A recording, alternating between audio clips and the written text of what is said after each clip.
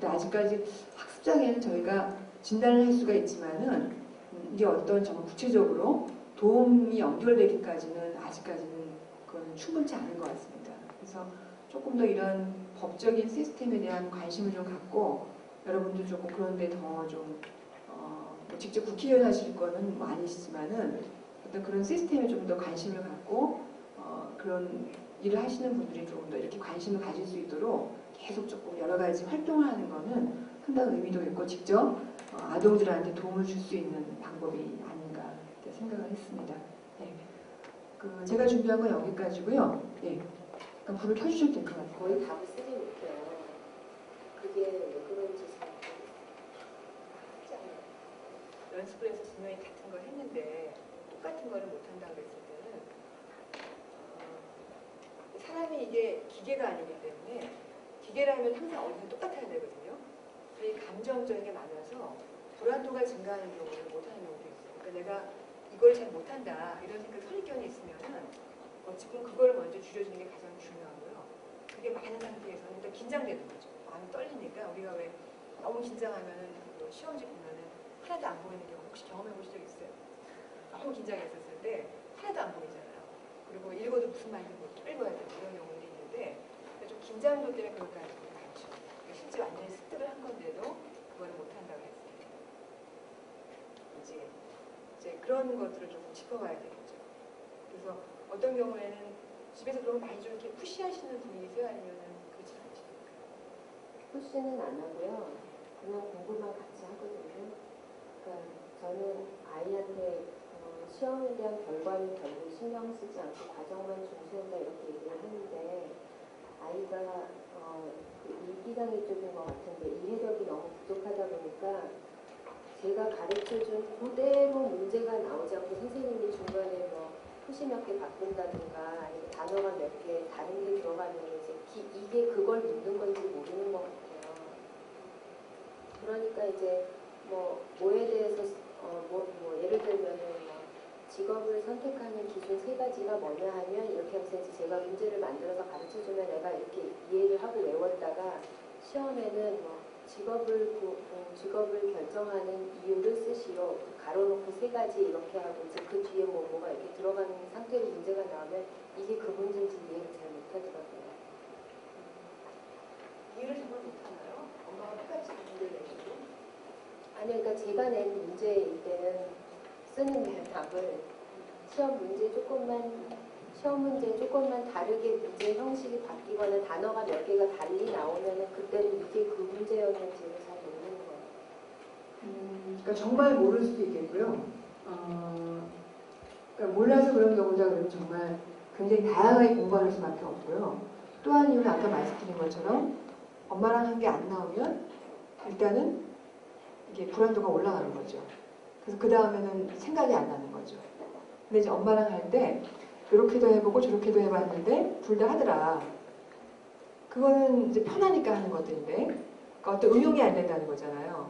그러니까 물론 읽기장애라는 상태가 응용이 잘 안 되죠. 이 속도 자체가 느리고 그다음에 경직되어 있기 때문에.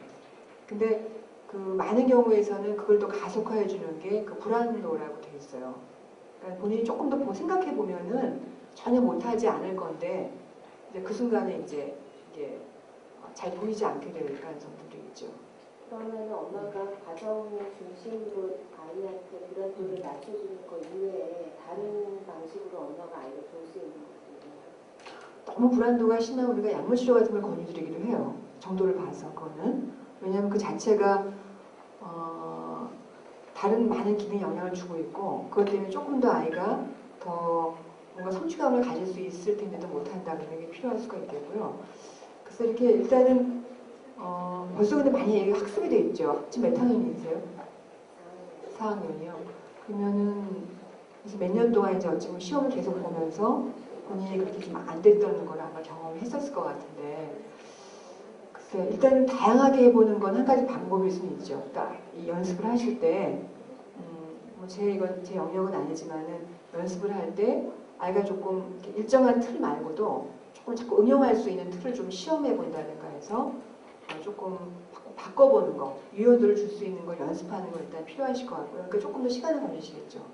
그러니까는 근데 이제 어떤 한 가지 주제에 대해서 좀 다양하게 이렇게 좀 생각해보고 이럴 게 가능해지게 되면 그게 바로 뭐 다른 거에 바로 연결되진 않지만 그만큼 사고의 폭은 좀 증가됩니다.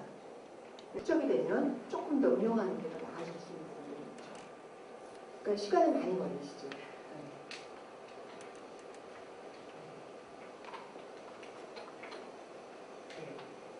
AI 같은 경우는요. 그래갖고 요새 영어에서 학교에서 배우는 영어 중에 원타임 이짓이라고 배우거든요. 몇 시라고 물어보면 이거를 저하고 몇천 번을 연습을 했는데도 다시 물어보면 또 모르더라고요. 그것 때문에 자기는 못한다고 저는 이렇게 애 공부 못해왔다고 막 뭐라고 한 적은 없거든요. 네가 몇 개만 맞아도 그만큼을 알고 있기 때문에 넌 되는 거다라고 얘기를 해주는데도 자기는 못하는 사람이다 막 이렇게 얘기를 해요. 그래서 누가 공부를 잘하는데 너무 부럽고 왜 애들은 이렇게 기억이 잘 나는데 나는 왜 기억이 안 나냐고 그러거든요. 그런 아이들은 저희가 어떻게 도와야 될지 좀 막막해요. 맨날 똑같은 거 연습을 할 수도 없고 그러니까 이제 조금만 시간 지나면 아예 다 까먹어 버리더라고요. 보니까 어떻게 도와줘야 할까요? 이제 일기 같은 거 쓰라 그러면 오늘은 즐거웠다. 뭐 한 달 내내 일기가 오늘은 즐거웠다. 그리고 또 뭐 이렇게 그림 같은 거 보고 생각을 해서 어떤 상황인지 얘기해보라 그러면 기억 안 나요. 이러고 말아요. 그런 장면도 좀 있어요. 정말 장애인가요? 아니면 생각을 귀찮아하는 건가요?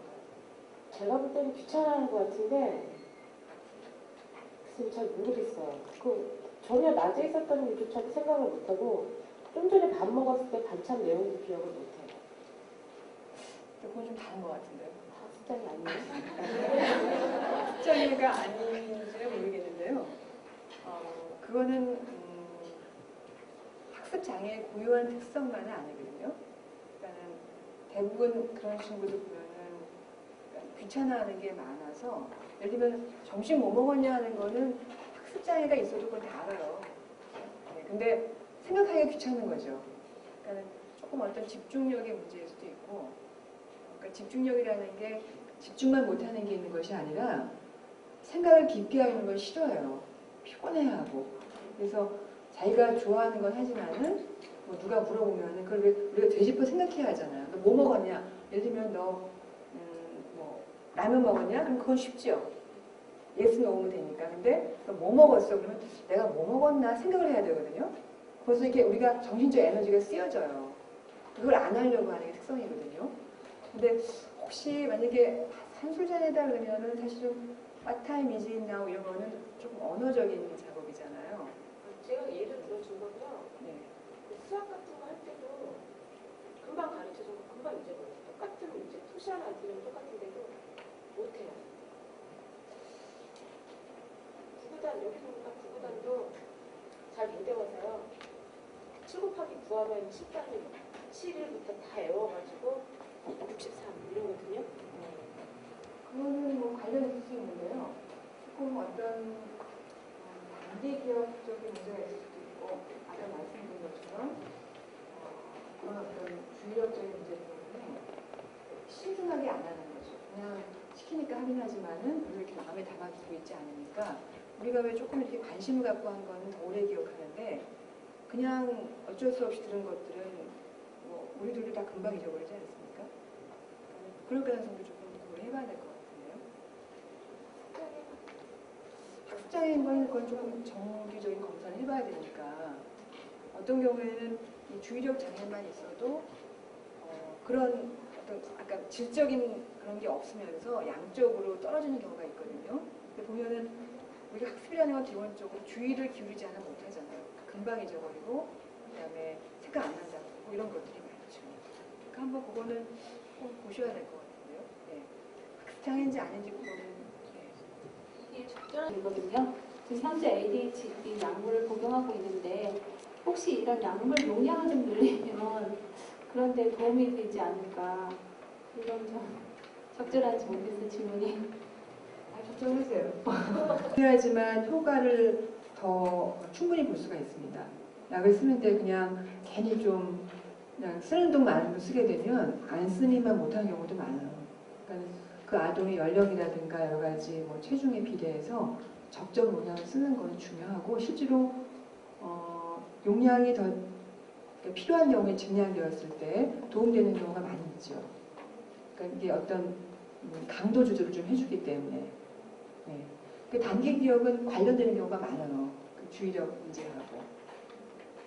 선생님, 그러면 약물을 ADHD 진단하고 지금 약을 먹는데 다른 면은 굉장히 좋아진 걸 줬거든요. 뭐 수학적인 거는 문제가 안 될 정도로 자기 스스로 잘 풀고 제 학년 거를 잘 소화내고 있거든요. 초등학교 5학년인데 근데 왜 이렇게 그 영어 단어를 예를 들면 10개를 외우라고 시키면 한 30분, 40분을 공부를 했어도 나중에 기억하는 거는 한두 개거든요.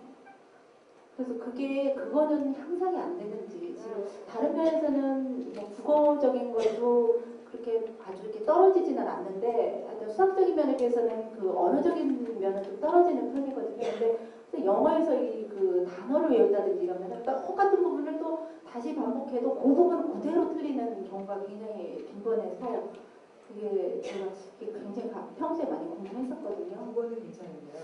국어는 좀 이렇게 과학이나 수학에 비해서 사회나 국어는 좀 성적이 떨어지는 편이거든요. 그러면 시험 보면 80점 정도 이렇게 나오거든요. 근데 그 읽고 내용을 설명하고 이런 거는 근데 읽고 설명하고 이런 거는 이제 하는데 영어를 들어가서 그 단어 외우고 하는 거는 너무 안 돼서 그런 게 평상시에 강요해서 하세요? 영어를? 예? 영어 단어를 강요해서 시키세요? 강요하지는 않는데 그래서 이제 막 자발적으로 하진 않죠? 자발적으로 하지는 않아요. 그래서 그것 때문에 결국에는 이제 막 하는 학습지도 끊고 여러 가지 방법을 시도했는데도 그 부분은 진짜 좋아지지가 않더라고요. 영어 10개 단어 좀 외우라 그러면은 예, 잘 외우시는 분 많지 않을 것 같아요. 근데 일단 그걸 보셔야 되세요. 아이가 그 학업 그 과목에 대한 어떤 동기 유발이 돼 있느냐. 근데 애들이 흔히 뭐 예를 들어 수학 같은 거는 자기가 못하면 잘하고 싶어 하잖아요. 이렇게 좀 애들끼리 이렇게 좀 뭐 서로 얘기도 많이 하고. 근데 영어는 조금 굉장히 필요성을 못 느끼는 친구들이 많아요. 이거 왜 배우나. 그리고 무의미 철자잖아요. 이게 애들한테는. 그러면 그냥 외우는 거거든요. 그래서 어떤 동기 유발을 먼저 시켜주는 게 더 나을 수가 있고, 그러니까 어찌 보면은 자발적으로 안 하지만 타의적이지 아니다. 그거는 이쪽에 좀 더 가까울 것 같아요. 그러니까 영어 공부를 잘 싫어하는 친구치고 자발적인 친구는 없습니다. 그러니까 대부분 엄마 아빠는 아시죠. 중요한 거를 우리가 경험을 했기 때문에. 근데 아이들은 이거 왜 하나? 나 말하는데 상관없고 내가 영어 쓸 일도 없는데 그렇기 때문에 대부분 비슷한 반응들을 많이 해요. 그러니까 당연히 단어 외우라 그러면은 외워지지가 않죠. 그러니까 별로 이렇게 성의시하지 않을 가능성이 많고, 그러니까 조금 방법을 바꿔보시는 게 한 방법일 수 있죠. 그러니까 어떤 이렇게 실제 정말 대화를 할 수 있는 기회에 노출시킨다든가, 그래서 내가 말을 하고 싶었는데 딸려서 못했다. 또 엄마가 좀 외우라고 한 거 좀 외워줄 거라든가 이런 경험이 좀 쌓이면은 훨씬 효과적이죠. 저희 애 같은 경우에는 초등학교 3학년 남자애거든요. 근데 지금 A 진단을 받아갖고 약을 먹고 있는데 그 학습 장애인지 부진인지는 정확하게는 모르겠는데 그 학습 그런 장애나 부진을 가지고 있는 애들이 뭐 운동 기술 장애가 있다고 하셨잖아요. 장애를 가지고 있는 애들이. 그럼 학습 부진인 애들도 그런 운동 기술 장애 그렇게 올 수가 있나요? 올 수도 있죠. 아 그래요? 그거는 뭐가 있으면 뭐가 안 온다 그건 아니고요. 같이 올 수도 있고, 그냥 하나가 있을 수도 있고, 그거는. 근데 제 애가 그러니까 A 진단을 받은 지는 1년 됐는데 그거 받기 전에 그 장애인 복지관에서 그 학습 장애에 대한 거에 대해서 이렇게 진단을 받았는데 학습 장애라고는 나왔거든요. 근데 그게 진짜 학습 장애가 맞는 건지 저희 애가 어렸을 때 이렇게 글씨를 가르치다 보면은 학습지를 하고 그러면은 그러니까 A A 애들처럼 이렇게 집중을 못하고 딴소리만 해요. 계속 그 수업에 관한 얘기는 안 하고 그래갖고 그 학습지도 하다가 포기하고 막 그런 적이 많은데 그러면 이것도 학습 장애하고도 그거하고도 상관이 있는 건가요? 집중. 아까 ADHD 말씀하시는 거죠? 네. 그러니까 학습 장애가 있으면서 ADHD가 같이 있는 경우도 많이 있고요. 그다음에 학습 장애가 없어도 지금 말씀하시는 딴소리하고 하는 거는 조금 학습 장애, 물론 학습 장애에서도 모르니까 딴소리 할 수는 있죠. 근데 이렇게 좀 관심을 안 가지고 좀 산만하고 이런 부분이 조금 더 주의력 결핍 과잉 행동장애 ADHD에 좀 해당하는 부분이고, 근데 학습 장애 진단을 뭐를 통해서 받으셨어요? 그 서울 장애인 복지관에서 그 검사하는 그런 거를 검사를 했거든요. 그랬더니 몇 학년 때 하셨습니까? 그때 1학년 말쯤에 겨울방학에. 그 지금도 글씨나 뭐 그런 거를 쓰는 걸 되게 힘들어해요. 그리고 읽기도 잘 못하고요. 그리고 수학도 잘 못하고 그러거든요. 그래서 운동도 그 또래 애들에 비하면 많이 처지고요. 그것도 학습 장애인가요? 학습 장애, 근데 학습 장애의 어떤 개념은요, 네. 그러니까 다른 부분의 발달은 그러니까 괜찮은데 어떤 특정 영역의 학습 기능이 안 된다, 그런 의미가 크죠. 그러니까 예를 들면 모든 부분의 발달이 조금 늦다 그러면은 학습 장애적인 개념은 아닐 가능성이 있고요. 조금 이렇게 늦어 있는 거일 가능성이 있고. 근데 그러니까 일단은 그 학습 장애의 고유한 특성을 보게 되면은 여러 가지 우리 검사를 해봤었을 때 그 특정 기능 그것만 이렇게 저하가 확 있어요. 그거를 제외한 다른 영역들은 좀 괜찮아요. 사회성이나 뭐 그런 거는 다 괜찮다고 하시는데 그 쓰기, 읽기 그거는 그 부분은 네, 많이 떨어지거든요. 그럼 학습 장애 가능성은 있겠네요. 그로 인해서 학습 장애가 근본이 되는 것 같아요. 제 느낌에는 읽기 장애가 제일 문제가 된다고 생각하고 있고요. 만약에 그 뇌의 어떤 부분이 활성화되지 않아서 그 아이가 제대로 학습이 이루어지지 않는다면 제가 지금 생각하고 있는 치료법 중에 하나가 지금 그 유로 피드백이라고 뇌판 치료를 지금 고려를 하고 있거든요.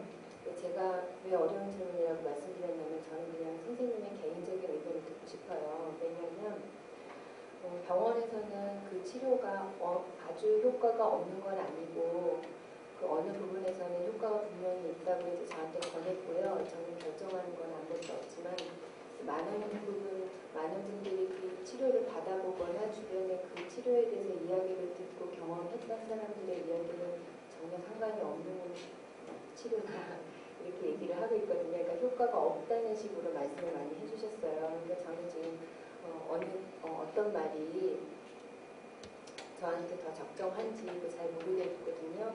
근데 일반적으로 뇌파 치료라고 하는 것이 그 뇌에 어느 정도까지 영향을 미칠 수 있는지 의사 선생님들은 왜 그것이 치료 방법이 될 수 있다고 말씀하시는지를 정확하게 알고 싶어요. 하고 계세요? 어떠세요?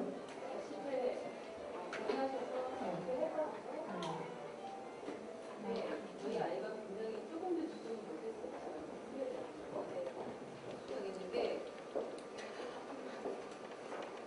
저희 아이 같은 경우가 앉아서 공부를 안 했는데 그거를 한 계기, 그러니까 40회를 한 결과로는 별 차이가 없었어요. 처음과 마지막에 별 차이가 없었지만 제가 느낌으로는 아주 미세한 거지만 아이가 앉아서 일단 시작을 했다는 거가 일단 발단이 됐었고, 그렇지만 거기에 커다랗게 의지는 할 수 없더라고요.